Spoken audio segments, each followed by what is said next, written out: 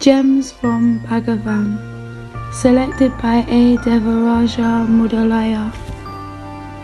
Chapter 2. The Self and Non-Self, the Reality and the World. Existence or consciousness is the only reality. Consciousness plus waking we call waking. Consciousness plus sleep we call sleep. Consciousness plus dream we call dream. Consciousness is the screen on which all the pictures come and go. The screen is real, the pictures are mere shadows on it. The self and the appearances therein, as the snake in the rope, can be well illustrated like this. There is a screen. On that screen first appears the figure of a king. He sits on a throne. Then before him on that same screen, a play begins with various figures and objects, and the king on the screen watches the play on the same screen. The seer and the seen are mere shadows on the screen, which is the only reality supporting all the pictures. In the world also, the seer and the seen together constitute the mind, and the mind is supported by or based on the self. The Ajata school of Advaita says, nothing exists except the one reality. There is no birth or death, no projection or drawing in, no sadhaka, aspirant, no mumukshu, one who desires to be liberated, no mukta, one who is liberated, no bondage, no liberation. The one unity alone exists forever. To those who find it difficult to grasp this truth and ask, how can we ignore this solid world we see all around us? The dream experience is pointed out and they are told, all that you see depends on the seer. Apart from the seer, there is no seen. This is called Drishti Shrishti Vada, or the argument that one first creates out of his mind and then sees what his mind itself has created. To those who cannot grasp even this, and who further argue, the dream experience is so short, while the world always exists. The dream experience was limited to me, but the world is felt and seen not only by me, but by so many, and we cannot call such a world non-existent. The argument called Shrishti Drishti Vada is addressed, and they are told, God first created such and such a thing out of such and such an element, and then something else, and so forth. That alone will satisfy them. Their minds are not otherwise satisfied, and they ask themselves, how can all geography, all maps, all sciences, stars, planets, and the rules governing or relating to them, and all knowledge be totally untrue? To such it is best to say, yes, God created all this, and so you see it. All these are only to suit the capacity of the hearers. The Absolute can only be one. There is first the white light, so to call it, of the Self, which transcends both light and darkness. In it no object can be seen. There is neither seer nor seen. Then there is also total darkness, avidya, in which no objects are seen. But from the Self proceeds a reflected light, the light of pure mind, manas, and it is this light which gives room for the existence of all the film of the world, which is seen neither in total light nor in total darkness, but only in the subdued or reflected light. From the point of view of jnana, knowledge, or the reality, the pain seen in the world is certainly a dream, as is the world, of which any particular pain like hunger is an infinitesimal part. In the dream also you yourself feel hunger. You see others suffering from hunger. You feed yourself and moved by pity feed the others whom you find suffering from hunger. So long as the dream lasted, all those pains were as real as you now think the pain in the world to be. It was only when you woke up that you discovered that the pain in the dream was unreal. You might have eaten to the full and gone to sleep. You dream that you work hard and long in the hot sun all day. are tired and hungry and want to eat a lot. Then you wake up and find your stomach is full and you have not stirred out of your bed. But this does not mean that while you are in the dream, you can act as if the pain you feel is not real. The hunger in the dream has to be assuaged by the food in the dream. The fellow beings you found so hungry in the dream had to be provided with food in that dream. You can never mix up the two states, the dream and the waking state. Till you reach the state of jnana and thus wake out of Maya, you must do social service by relieving suffering whenever you see it. But even then you must do it without ahankara, i.e., without the sense of I am the doer, but with the feeling I am the Lord's tool. Similarly, one must not be conceited by thinking I am helping a man below me. He needs help. I am in a position to help. I am superior and he inferior. But you must help the man as a means of worshipping God in that man. All such service is for the self and not for anybody else. You are not helping anybody else, but only yourself. The book Kavalya Navanita has asked and answered 6 questions on Maya. They are instructive. 1. What is Maya? The answer is it is anavachaniya, or indescribable. 2. To whom does it come? The answer is to the mind or ego who feels that he is a separate entity, who thinks I do this or this is mine. 3. Where does it come from and how did it originate? The answer nobody can say. 4. How did it arise?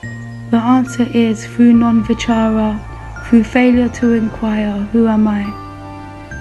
5. If the self and Maya both exist, does this not invalidate the theory of Advaita? The answer is it need not, since Maya is dependent on the self as the picture is on the screen. The picture is not real in the sense that the screen is real.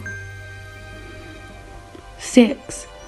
If the self and Maya are one, could it not be argued that the self is of the nature of Maya and that it is also illusory? The answer is no. The self can be capable of producing illusion without being illusory. A conjurer may create for our entertainment the illusion of people, animals and things, and we see all of them as clearly as we see him. But after the performance, he alone remains, and all the visions he created have disappeared. He is not a part of the vision, but solid and real. The books use the following illustration to help explain creation. The self is like the canvas for a painting. First, a paste is smeared over it to close the small holes that are in the canvas.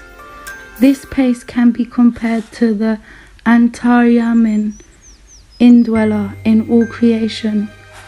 Then the artist makes an outline on the canvas. This can be compared to the Sukshma Sarira, subtle body of all creatures. For instance, the light and sound, Bindu and Nada, out of which all things arise.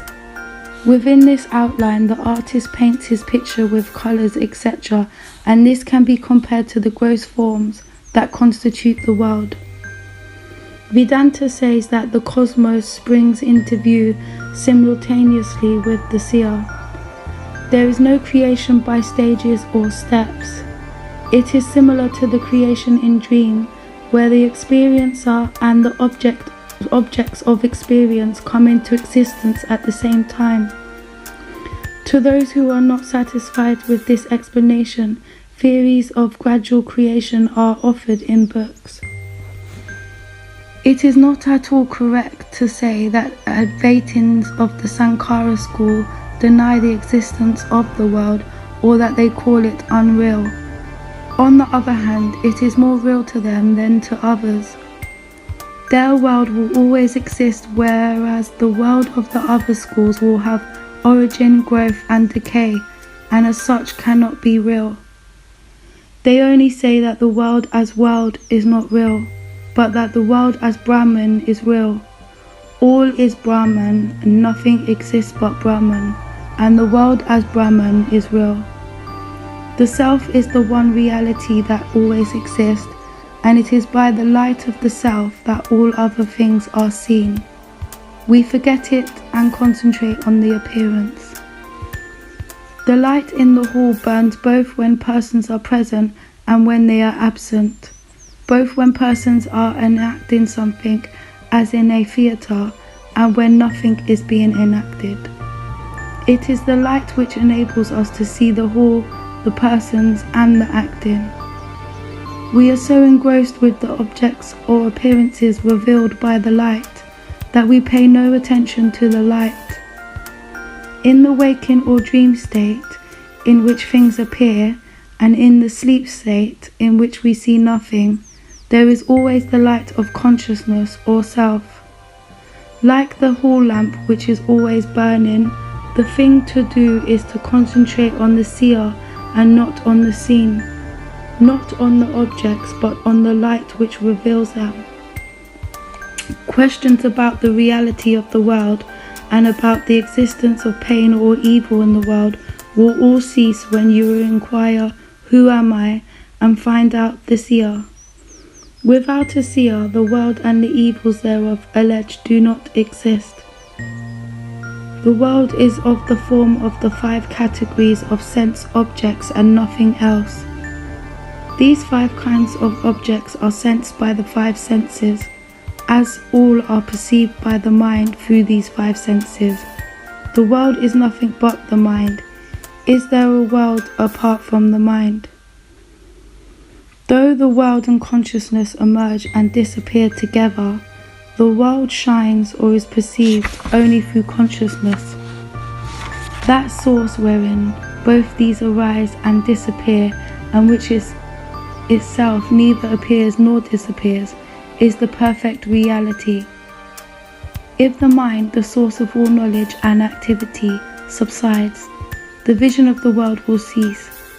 Just as knowledge of the real rope does not dawn till the fancied notion of the serpent disappears, vision, experience of the reality, cannot be gained unless the superimposed vision of the universe is abandoned. That which really exists is only the self. The world, Jiva, individual self, and Ishwara, God, are mental creations, like the appearance of silver in mother of pearl. All these appear at the same time and disappear similarly. The self alone is the world, the ego, and Ishwara. To the jnani it is immaterial whether the world appears or not. Whether it appears or not, his attention is always on the self. Take the letters and the paper on which they are printed. You are wholly engrossed with the letters and have no attention left for the paper. But the jnani thinks only of the paper as the real substratum, whether the letters appear or not. You make all kinds of sweets from various ingredients and in various shapes, and they all taste sweet because there is sugar in all of them, and sweetness is the nature of sugar. In the same way, all experiences and the absence of them contain the illumination, which is the nature of the self. Without the self, they cannot be experienced. Just as without sugar, not one of the articles you make can taste sweet. The immanent being is called Iswara. Immanence can only be with Maya.